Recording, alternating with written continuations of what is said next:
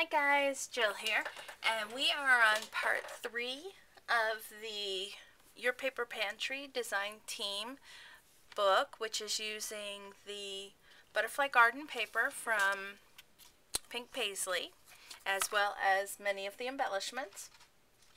I'm going to show you the progress I did, and then some of the things I've run into with using the crackle paint, just to give you a few pointers. Okay, so this is the cover of the book. And I wanted to keep it kind of simple. Again, this paper really does it all. So I just went with those little chipboard letters, and you can't see so much of it, but they were that green.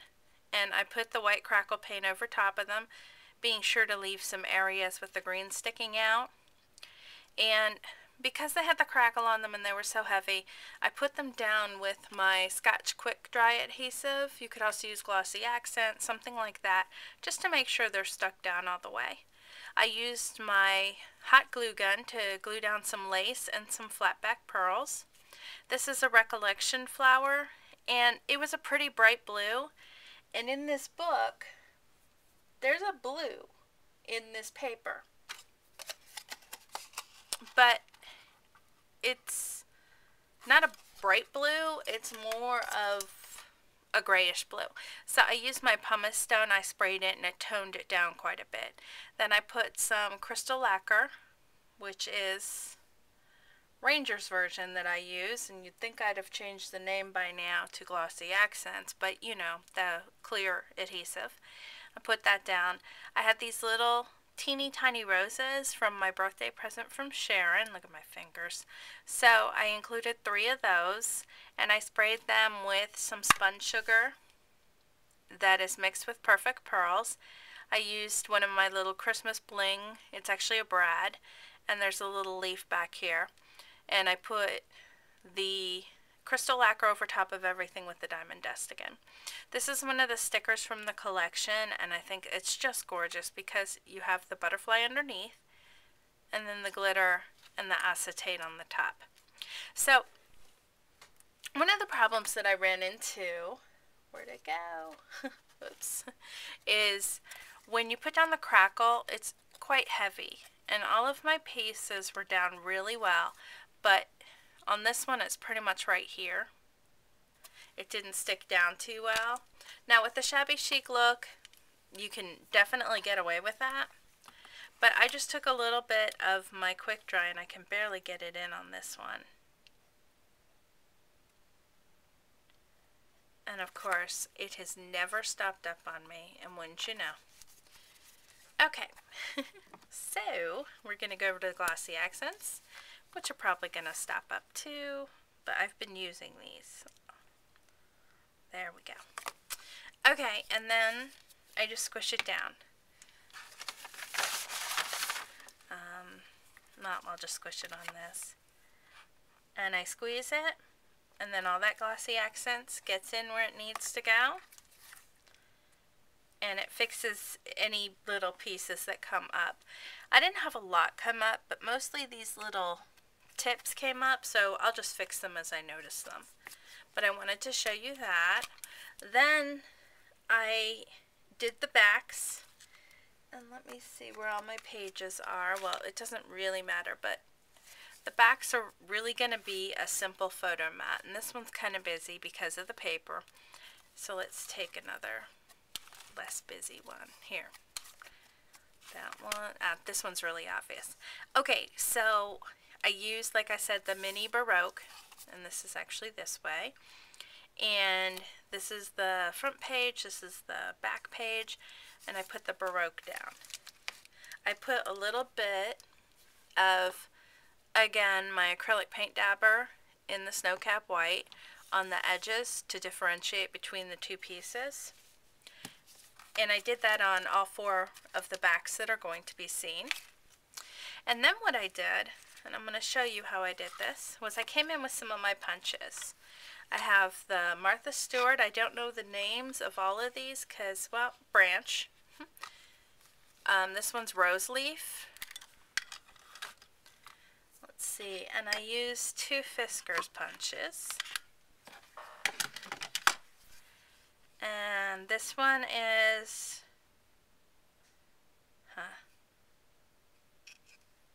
I can't even burst. And this one's Daisy. So I punched those out actually of my scraps. And I wanted to mimic this white here, and you'll see where I use it on other pages. So I just punched out the flower and the 2 rose leaves, and then I used one of my green scraps.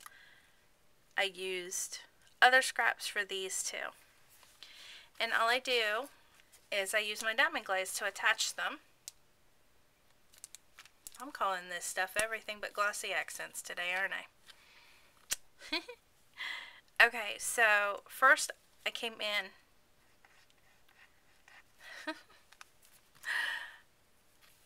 Yeah.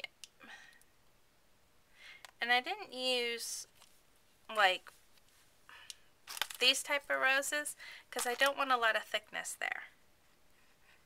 So I just put a little in the corner here.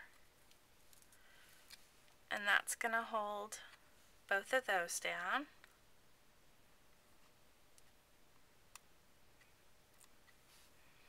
And it doesn't matter if you're a little sloppy under there because a lot of this you're not going to see once you put the flower on. And then I came in with those little branches. Put a little blob down there. Okay. Then this flower, I'm just putting a circle in the center.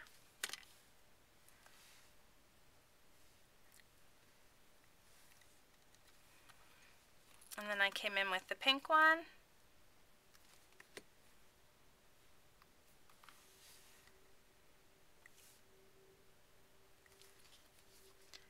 And then the daisy. This is a great way to use up your scraps. They don't cost you anything.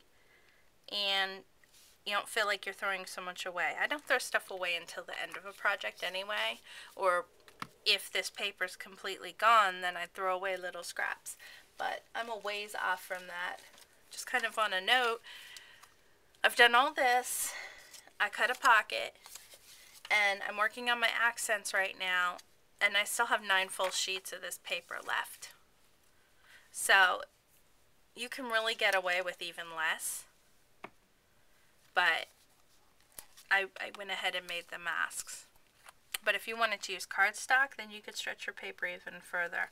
Because at this point, I know I'm going to have more to make another book or a box or whatever I want to make. And then I came in with the Recollections Pearl. And these, I showed in one of my hauls, and I haven't seen a lot of people using them. But I had a 50% off coupon, and it ended up being a great deal. There's 480 pieces in here. And you get all these different sizes of pearls. They're detached, and I think with the 50% off coupon, I paid $3.50 for them. So I thought that was a pretty good price. And I like all the different sizes, so I'm going with this second size here. And that's what I'm going to do on each of the top 4 pages. I'm also going to start working on my next page, and I wanted to show you that. But there's a few things I've already distinguished as things that are getting used, and it's definitely this butterfly I plan on using. Let's see how he turns out. And I told you I was going to use the coin envelope.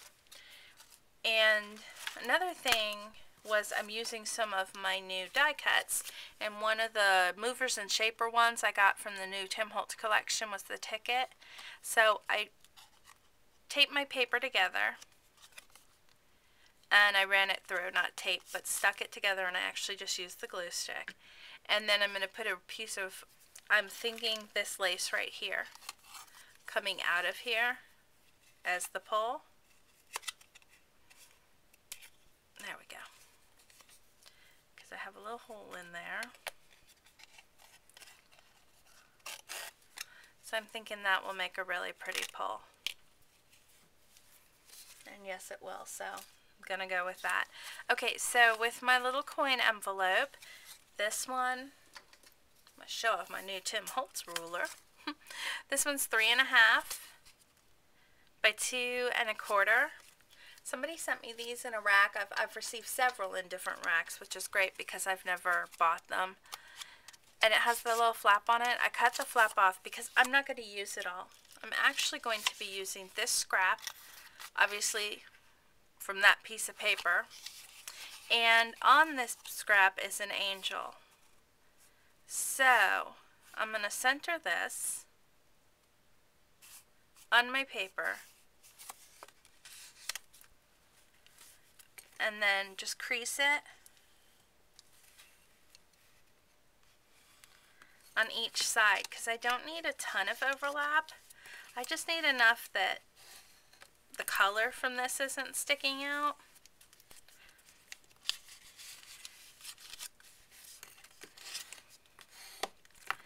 And again, just a really good way to use some scrap set. So let's cut about half of this off. Now I'm going to use some of my really strong adhesive, like my red line adhesive. I use Ranger's brand, but you know, you can get this in a lot of different ways. And so I'm going to glue that around with the red line, and I'm going to cut out that shape because I just like that shape. I thought it was a perfect way to use up this leftover piece without cutting into a whole new sheet of paper just to cover this one little piece. Okay. And then I'm just going to cut that out and cover it.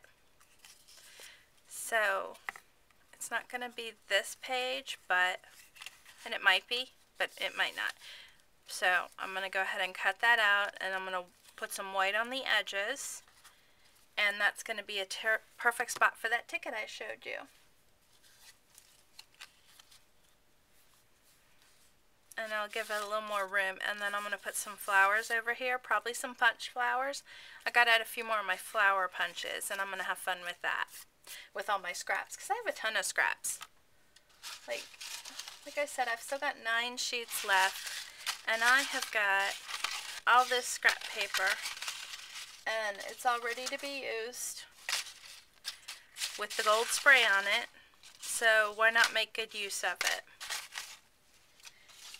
And then I've also got this little envelope punched out, and once I do something to the center, that'll be something on a page, and then my other page I'll show you as I finish it, because that one you're not going to see everything about it until it's all done. Okay, so there you have it, part 3 of this mini book. I personally think it's coming along great, and I'm really enjoying working with these colors and this style. And I have, like I said, a few more things to show you in 4, but we're probably going to wrap it up pretty soon. And I wanted to show you one other thing, which is something, again, I have questions about with my mini misters. I have the Sponge Sugar and Blush Perfect Pearls in here, but what I've started doing is getting the Perfect Pearl Mist in the Perfect Pearl or Gold or whatever color it is I'm going to be using for my most used colors. And one of my most used colors, of course, is Sponge Sugar. And with the Perfect Pearls, I have gone through quite a few bottles of them. I really like them. So I'm going to show you how I'm making them in the bigger ones. First of all, you're going to pour off some of the excess. You just really don't want it full. And then I use my distress inks because the nice thing about them is the color doesn't distort with water. And I'm going to pull up the eyedropper and see how much is in there, and push that whole eyedropper in, not just a drop. And I'm going to do 2 like that.